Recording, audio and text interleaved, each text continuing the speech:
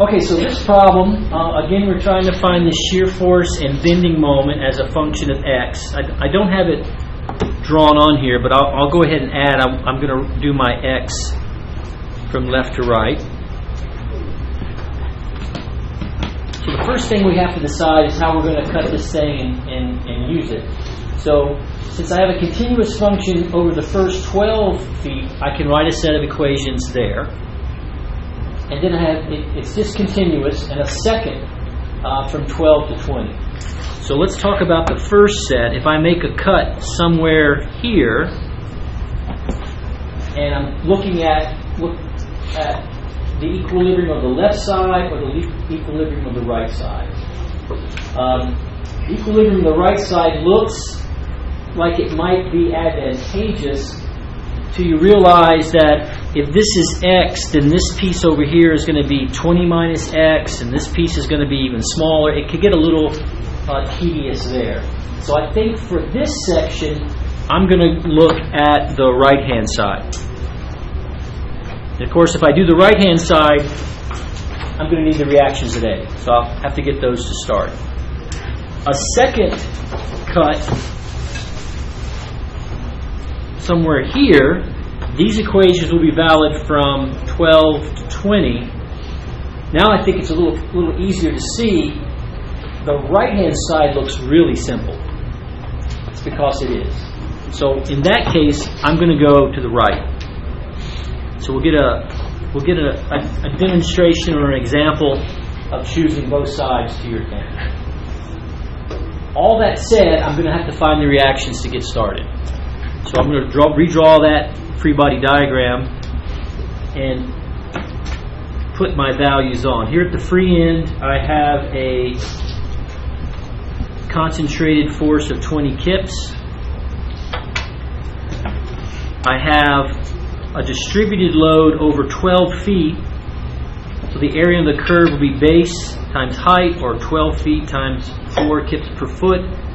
And that gives me a equivalent force of 48 kips.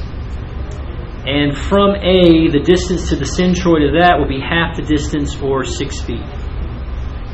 So if that's 6 feet, then the distance from here to there will be 14 feet, for a total of 20. And then over here at A, I'm going to assume positive shear at A and positive bending moment at A. Sorry about that, I kind of wedged that in there, but I hope you can see that. And then I'm going to find those values. So let's start by summing the moments at A and make sure we're in equilibrium.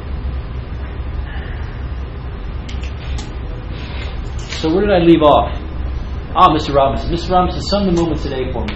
All right, you have M of A, it's negative. Negative. You have the 48 kip load at 6 feet, that's negative. So that's 48 kips times 6 feet, okay. And then you have the 20 kip load at 20 feet, that's also negative.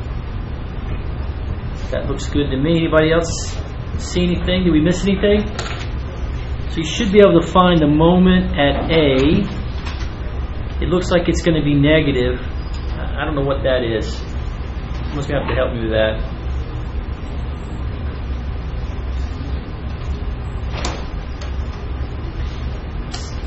$800, $700, something? 688? That sounds reasonable. So 688 kip feet, and it's negative. Does it make sense that we have a negative bending moment at A? I think so. Remember, under this loading condition, the structure will probably bend something like that, and you can see it's a big negative curvature. That's our sign convention for bending moment, so negative seems reasonable. And then let's finish this up by summing the forces in the y direction. Is that equal to 0. Mr. Andrews, can you do that for me? Yep. You got positive BA. Positive shear at A. Negative 48 kips. Okay. Negative 20 kips. That looks good. Anybody see anything? Did we miss anything? No, so it looks like the shear at A is equal to 68.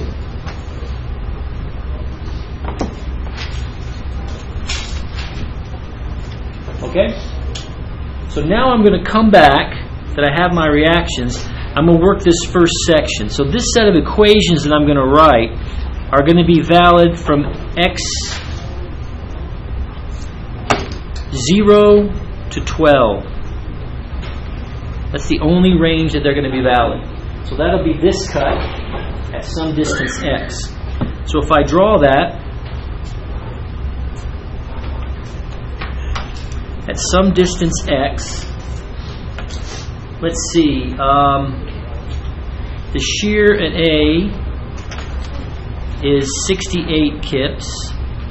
The moment is negative, and of course we know negative bending moment looks like that.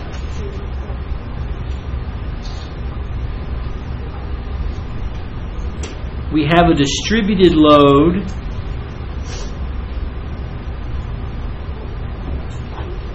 and that's 4 kips per foot. So what's the concentrated equivalent force here? It's a rectangle, so it should be base times height, which is 4 times x. So I know my concentrated equivalent force is 4x. And what's the distance from the cut to the centroid? Well, it's half the distance. The distance is x, so it should be x over 2. And then at the cut surface, I'll assume positive shear, positive bending moment. Does that look okay?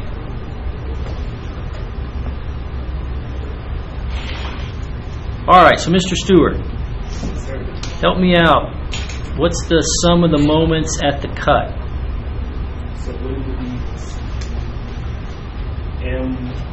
Right, so this moment's positive. What about this one? Is this positive or negative moment? Positive. Positive.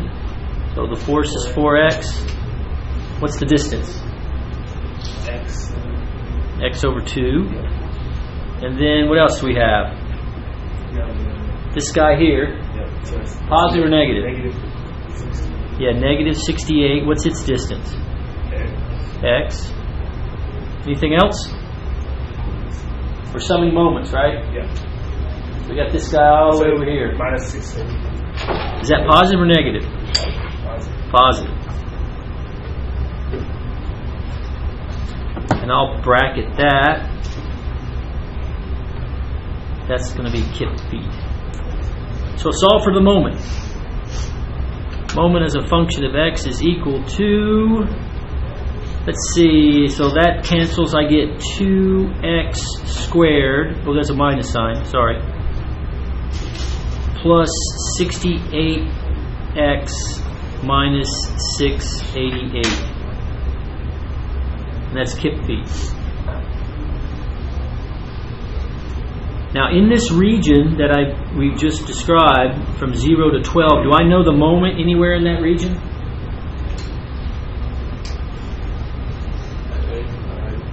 Yeah, A. So that's x equals 0. So I know the moment at x equals 0 is equal to what? Negative 688. I'm running out of space there. Sorry about that. I have to squeeze that in.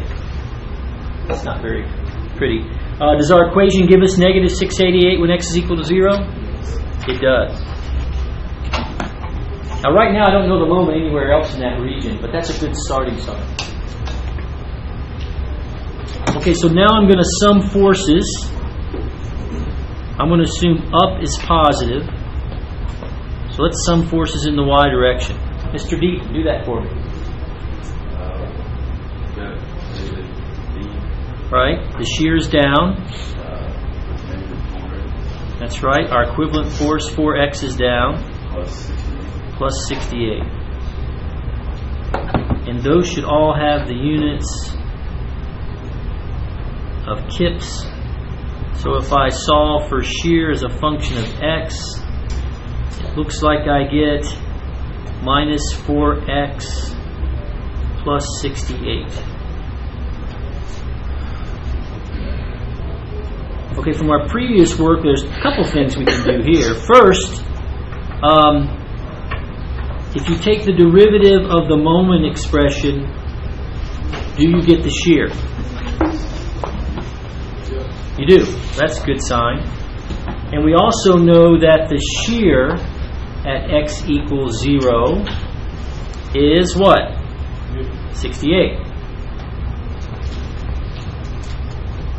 Does our equation give us that? Yeah, you plug in x equals 0, you get 68. So that's good. A lot of green check marks. That's a good sign.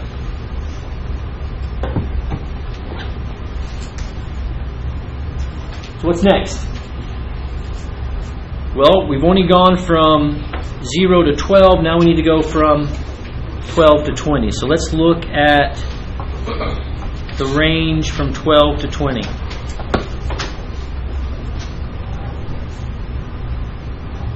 So that would be this orange cut. And we talked about whether to go left or right before. So I wanted to do right because this one looks simpler, and I wanted to show you how that works. So I'm going to draw the free body diagram for the right-hand side. There it is. And there's my applied force of 20 kips. Now remember, the distance from the left edge to the cut is x. So what is the actual distance of that segment? It's 20 minus x, right? So if I add these two together, what do I get? 20, which is what the length of the structure is. And then at this cut on the left-hand side, Mr. McClanahan, which way is positive shear, up or down? Correct. So positive shear, positive bending moment. Now I think if you compare that free body diagram to that one, this one's going to be a little easier to deal with. So let's sum moments at the cut and make sure it's in equilibrium. So, Mr. No, do that for me. Negative m. Negative m, that's right. Negative 20 times 20 minus x. Correct. Now, you don't have to expand this if you don't want to. You can just leave it just like that. I'm happy with that. So I would just say that moment as a function of x is equal to minus 20 times 20 minus x. That's good enough for me. And that has the units of kip feet. Now, do I know something about the moment from 12 to 20? Mr. Pham says yes. What do you know about the moment? Moment at b is 0. Yeah, the moment at b is 0, so that would be the moment at x equal 20 is 0. Does my equation at x equal 20 give me 0? Yes, it does. Now here's something that I hadn't thought about before. What about where these two moment equations share? Do they have a point where they both predict a value? Well, this one goes from 0 to 12, this one goes from 12 to 20, so they must share at 12. So if I take the moment from the first section at x equal 12, it's probably going to equal the moment from the second section at x equal 12. I can do 12 here. This is going to be negative 160. Somebody do that one. Are they going to get a negative 160 when I put an x equal 12?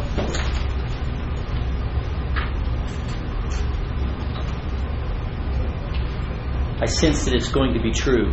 I see one person saying yes. Anybody else? Okay, so that's good. Now this would only not be true if at 12 there was an applied moment. What would happen in an applied moment? The moment diagram would shift, or the moment expression would shift by exactly that amount. There's no applied moment there. All right, so the next equation that we want to deal with is to sum the forces in the y direction. Mr. Pham, do that for me. V minus 20. Yep, so the V force is up, the 20 force is down. This is going to be a tough one to solve. Shear is constant and equal to 20.